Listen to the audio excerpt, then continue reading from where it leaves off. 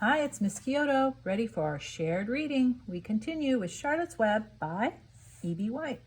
Today we're going to start with chapter 20, and then we're going to do something a little bit differently than we've done in the past. We're going to read all of chapter 20 and then just part of chapter 21. So we'll do 20, and then on 21 we'll go till the middle of page 166, and then we're going to stop here. And then tomorrow we'll start off here and finish the book. So today is Thursday, November the 19th. We're going to be reading chapters 20 and part of 21. You will only be doing the stop and jot for chapter 20. So in your trifold, you will do a stop and jot where you're going to think about Fern, how Fern has changed from the beginning of the story to now. And when you think of traits that she has had at the beginning and has now, think of evidence and examples from the story to support what you think.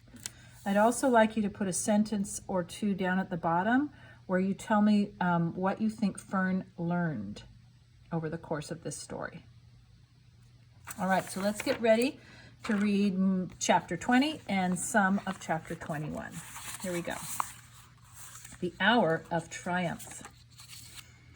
Special announcement, said the loudspeaker in a pompous voice. The management of the fair takes great pleasure in presenting Mr. Homer L. Zuckerman and his famous pig. The truck bearing this extraordinary animal is now approaching the infield. Kindly stand back and give the truck room to proceed. In a few moments, the pig will be unloaded in the special judging ring in front of the grandstand, where a special award will be made. Will the crowd please make way and let the truck pass? Thank you. Wilbur trembled when he heard this speech. He felt happy but dizzy. The truck crept along slowly in low speed. Crowds of people surrounded it, and Mr. Arable had to drive very carefully in order not to run over anybody. At last he managed to reach the judges' stand. Avery jumped out and lowered the tailgate. I'm scared to death, whispered Mrs. Zuckerman. Hundreds of people are looking at us. Cheer up, replied Mrs. Arable. This is fun. Unload your pig, please, said the loudspeaker. All together now, boys, said Mr. Zuckerman. Several men stepped forward from the crowd to help lift the crate. Avery was the biggest helper of all. Tuck in your shirt, Avery, cried Mrs. Zuckerman, and tighten your belt. Your pants are coming down. Can't you see I'm busy, replied Avery in disgust. Look, cried Fern, pointing. There's Henry. Don't shout, Fern, said her mother, and don't point. Can I please have some money? Asked Fern. Henry invited me to go on the Ferris wheel again, only I don't think he has any money left. He ran out of money. Mrs. Arable opened her handbag. Here, she said, here's 40 cents. Now don't get lost and be back at our regular meeting place by the pig pen very soon. Fern raced off, ducking and dodging through the crowd in search of Henry. The Zuckerman pig is now being taken from its crate, boomed the voice of the loudspeaker. Stand by for an announcement. Templeton crouched under the straw at the bottom of the crate. What a lot of nonsense, muttered the rat. What a lot of fuss about nothing. Over in the pig pen, silent and alone, Charlotte rested. Her two front legs embraced the egg sack. Charlotte could hear everything that was said on the loudspeaker. The words gave her courage. This was her hour of triumph. As Wilbur came out of the crate, the crowd clapped and cheered. Mr. Zuckerman took off his cap and bowed. Lurvy pulled his big handkerchief from his pocket and wiped the sweat from the back of his neck. Avery knelt in the dirt by Wilbur's side, busily stroking him and showing off. Mrs. Zuckerman and Mrs. Arable stood on the running board of the truck. Ladies and gentlemen, said the loudspeaker, we now present Mr. Homer L. Zuckerman's distinguished pig. The fame of this unique animal has spread to the far corners of the earth, attracting many valuable tourists to our great state. Many of you will recall that never-to-be-forgotten day last summer when the writing appeared mysteriously on the spider's web in Mr. Zuckerman's barn, calling the attention of all and sundry to the fact that this pig was completely out of the ordinary. This miracle has never been fully explained, although learned men have visited the Zuckerman pig pen to study and observe the phenomenon. In the last analysis, we simply know that we are dealing with supernatural forces here, and we shall all feel proud and grateful. In the words of the spider's web, ladies and gentlemen, this is some pig. Wilbur blushed. He stood perfectly still and tried to look his best. This magnificent animal, continued the loudspeaker, is truly terrific. Look at him, ladies and gentlemen. Note the smoothness and whiteness of the coat. Observe the spotless skin, the healthy pink glow of ears and snout. It's the buttermilk, whispered Mrs. Arabelle to Mrs. Zuckerman. Note the general radiance of this animal. Then remember the day when the word radiant appeared clearly on the web. Whence came this mysterious writing? Not from the spider, we can rest assured of that. Spiders are very clever at weaving their webs, but needless to say, spiders cannot write. Oh, they can't they? Murmured Charlotte to herself. Ladies and gentlemen, continued the loudspeaker, I must not take any more of your valuable time. On behalf of the governors of the fair, I have the honor of awarding a special prize of $25 to Mr. Zuckerman, together with a handsome bronze medal suitably engraved, in token of our appreciation of the part played by this pig, this radiant, this terrific, this humble pig, in attracting so many visitors to our great county fair. Wilbur had been feeling dizzier and dizzier through this long, complimentary speech. When he heard the crowd begin to cheer and clap again, he suddenly fainted away. His legs collapsed, his mind went blank, and he fell to the ground unconscious. What's wrong? Asked the loudspeaker. What's going on, Zuckerman? What's the trouble with your pig? Avery was kneeling by Wilbur's head, stroking him. Mr. Zuckerman was dancing about, fanning him with his cap. He's all right, cried Mr. Zuckerman. He gets these spells. He's modest and can't stand praise. Well, we can't give a prize to a dead pig, said the loudspeaker. It's never been done. He isn't dead, hollered Zuckerman. He's fainted. He gets embarrassed easily. Run for some water, Lurvy. Lurvy sprang from the judge's ring and disappeared. Templeton poked his head from the straw. He noticed that the end of Wilbur's tail was within reach. Templeton grinned. I'll tend to this, he chuckled. He took Wilbur's tail in his mouth and bit it just as hard as he could bite. The pain revived Wilbur. In a flash, he was back on his feet. Ouch! He screamed. Hooray! Yelled the crowd. He's up! The pig's up! Good work, Zuckerman! That's some pig! Everyone was delighted. Mr. Zuckerman was the most pleased of all. He sighed with relief. Nobody had seen Templeton. The rat had done his work well. And now one of the judges climbed into the ring with the prizes. He handed Mr. Zuckerman 2 $10 bills and a $5 bill. Then he tied the medal around Wilbur's neck. Then he shook hands with Mr. Zuckerman while Wilbur blushed.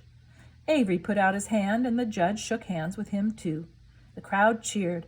A photographer took Wilbur's picture. A great feeling of happiness swept over the Zuckermans and the Arabelles. This was the greatest moment in Mr. Zuckerman's life. It is deeply satisfying to win a prize in front of a lot of people. As Wilbur was being shoved back into the crate, Lurvy came charging through the crowd carrying a pail of water. His eyes had a wild look. Without hesitating a second, he dashed the water at Wilbur. In his excitement, he missed his aim, and the water splashed all over Mr. Zuckerman and Avery. They got soaking wet. For goodness sake, bellowed Mr. Zuckerman, who was really drenched. What ails you, Lurvy? Can't you see the pig is all right? Yeah, you asked for water, said Lurvy meekly. I didn't ask for a shower bath, said Mr. Zuckerman. The crowd roared with laughter. Finally, Mr. Zuckerman had to laugh too, and of course Avery was tickled to find himself so wet, and he immediately started to act like a clown. He pretended he was taking a shower bath. He made faces and danced around and rubbed imaginary soap under his armpits. Then he dried himself with an imaginary towel. Avery, stop it, cried his mother. Stop showing off. But the crowd loved it.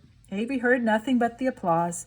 He liked being a clown in a ring with everybody watching in front of a grandstand. When he discovered there was still a little water left in the bottom of the pail, he raised the pail high in the air and dumped the water on himself and made faces. The children in the grandstand screamed with appreciation. At last things calmed down. Wilbur was loaded into the truck. Avery was led from the ring by his mother and placed on the seat of the truck to dry off. The truck, driven by Mr. Arabelle, crawled slowly back to the pig pen. Avery's wet trousers made a big wet spot on the seat. You could stop now and do your stop and jot. Just pause the video, do your stop and jot for chapter 20, and then when you're ready, start the video again. Chapter 21, Last Day. Charlotte and Wilbur were alone. The families had gone to look for Fern. Templeton was asleep. Wilbur lay resting after his excitement and strain of the ceremony. His medal still hung from his neck. By looking out of the corner of his eye, he could see it. "Charlotte," said Wilbur after a while, "why are you so quiet?" "I like to sit still," she said. "I've always been rather quiet." "Yes, but you seem specially so today. Do you feel all right?" "A little tired, perhaps, but I feel peaceful. Your success in the ring this morning was, to a small degree, my success. Your future is assured. You will live secure and safe, Wilbur. Nothing can harm you now. These autumn days will shorten and grow cold. The leaves will shake loose from the trees and fall. Christmas will come, then the snows of winter. You will live to enjoy the beauty of the frozen world. For you mean a great deal to Zuckerman, and he will not harm you ever. Winter will pass, the days will lengthen, the ice will melt in the pasture pond. The song sparrow will return and sing, the frogs will awake, the warm wind will blow again. All these sights and sounds and smells will be yours to enjoy, Wilbur. This lovely world, these precious days." Charlotte stopped. A moment later, a tear came to Wilbur's eye. "Oh, Charlotte," he said, "to think that when I first met you, I thought you were cruel and bloodthirsty." When he recovered from his emotion, he spoke again. "Why did you do all this for me?" he asked. "I don't deserve it. I've never done anything for you." "You have been my friend," replied Charlotte. "That in itself is a tremendous thing. I wove my webs for you because I liked you. After all, what's a life anyway? We're born, we live a little while, we die. A spider's life can't help being something of a mess with all this trapping and eating flies. By helping you, perhaps I was trying to lift up my life a trifle. Heaven knows anyone's life can stand a little of that." "Well," said Wilbur, "I'm no good at making speeches. I haven't got your gift for words. But you have saved me, Charlotte, and I would gladly give my life for you. I really would." "I'm sure you would, and I thank you for your generous sentiments." "Charlotte," said Wilbur, "we're all going home today. The fair is almost over. Won't it be wonderful to be back home in the barn cellar again with the sheep and the geese? Aren't you anxious to get home?" For a moment Charlotte said nothing. Then she spoke in a voice so low Wilbur could hardly hear the words. "I will not be going back to the barn," she said. Wilbur leapt to his feet. "Not going back?" he cried. "Charlotte, what are you talking about?" "I'm done for," she replied. "In a day or two I'll be dead. I haven't even strength enough to climb down into the crate. I doubt if I have enough silk in my spinnerets to lower me to the ground." Hearing this, Wilbur threw himself down in an agony of pain and sorrow. Great sobs racked his body. He heaved and grunted with desolation. "Charlotte," he moaned, "Charlotte, my true friend." "Come now, let's not make a scene," said the spider. "Be quiet, Wilbur. Stop thrashing about." "But I can't stand it," shouted Wilbur. "I won't leave you here alone to die. If you're going to stay here, I shall too." "Don't be ridiculous," said Charlotte. "You can't stay here. Zuckerman and Lurvy and John Arabelle and the others will be back any minute now, and they'll shove you into that crate and away you'll go. Besides, it wouldn't make any sense for you to stay. There would be no one to feed you. The fairgrounds will soon be empty and deserted. Wilbur was in a panic. He raced round and round the pen. Suddenly he had an idea. He thought of the egg sack and the 514 little spiders that would hatch in the spring. If Charlotte herself was unable to go home to the barn, at least he must take her children along. Wilbur rushed to the front of his pen. He put his front feet on the top board and gazed around. In the distance, he saw the Arabelles and the Zuckermans approaching. He knew he would have to act quickly. All right, we're going to stop there, and tomorrow we will read the rest. That's all for now. Bye.